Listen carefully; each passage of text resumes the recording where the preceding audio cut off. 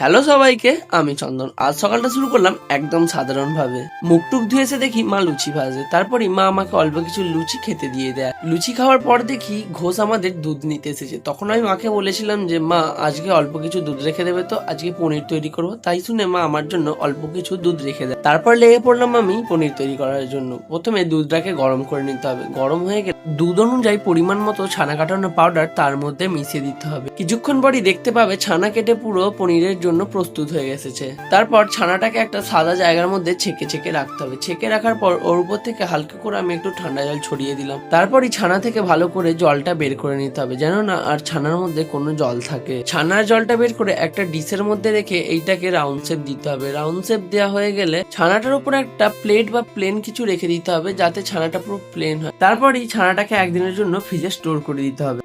The next day. দেখতেই পেয়েছো পনিরটা কত সুন্দর বসে গেছে। চলো আজকের মতো টাটা।